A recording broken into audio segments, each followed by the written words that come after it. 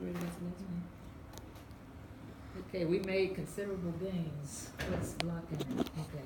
We made some considerable gains, especially in 713A. What is that? Oh, that's, okay. 713A, we went from 16 to 25%. 73A, which we tested on, we went from 47 to 51%. And we made considerable gains in 7.3B. We went from 23% to 59% there. Awesome. Yeah. So I guess the kids were listening, or we were teaching better. Well, here is, we made a lot of gains in 7.3B. We spiraled 7.3B like crazy because it was the lowest one on the STAR test. And here's one. Here you have the data that was from the district exam, and here you have the data from grade count. 10A, 10C, and 11 are all equation teaks, and these last three are our OTs. We've been spiraling these in tests and it's our daily normals as well. 7.13A, at the top you can see I had approximately 14%, but there were gains because it went up to 28%. It's still not a lot. Congratulations, that's a good thing.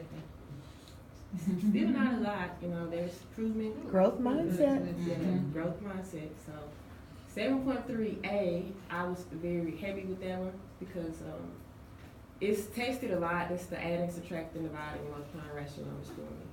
So that's in every objective almost. So if they can't do that, then they're going to struggle with the other objectives.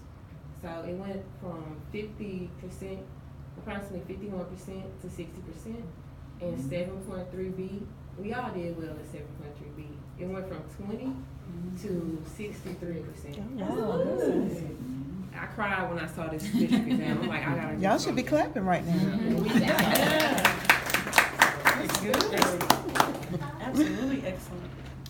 And we just incorporated, we put it in every day, at least one question on the world, at least one.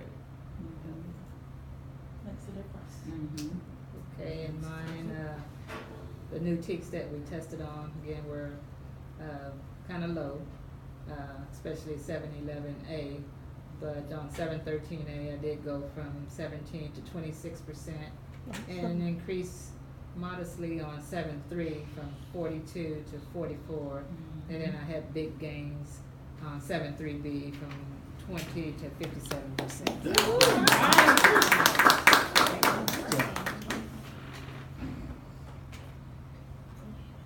Okay, so if you look at, I'll start with 7.3A. I kind of had a little bit of dip, right around the same. So I didn't show gains there, but I also, we show gains again, like everybody else in 7.3B, where I went from 31.8, almost 32 to 55%. So, you know, so we are practicing on that a lot heavier, 7.3A, 7.3B, just like Terrence said. We know that that's going to come back in every skill that we do. So we are really, really hanging our hats on that for the kids to have those skills that they need, those operating skills that they need with rational numbers. So some of our interventions, and we just listed a few.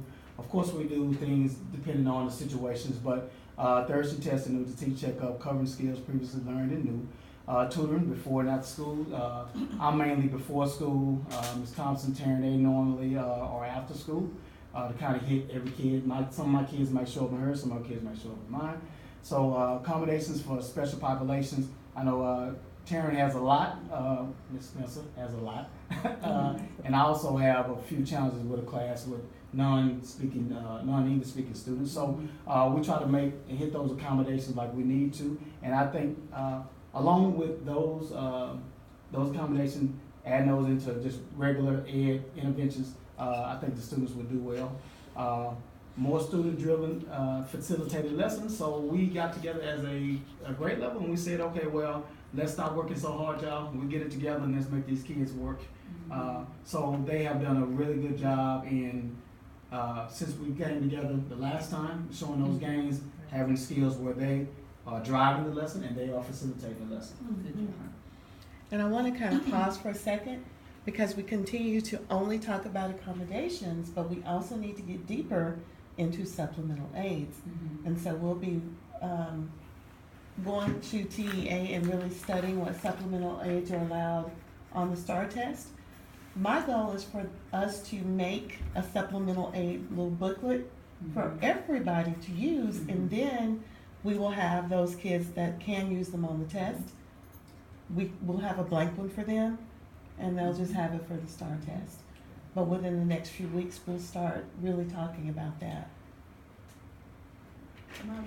Well, I have a question about that because I think at the beginning of the year, we were wondering about the personal dictionaries that we were gonna have our kids make.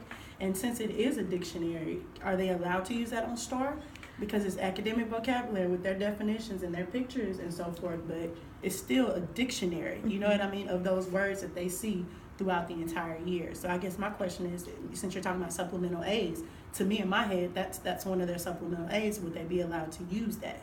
So that's a little different than the supplemental aids I'm talking about because there's a list that TEA has that are allowable. Okay. So we'll go through and actually look at what TEA says, and then we'll compare that to what's legal. Okay. Okay.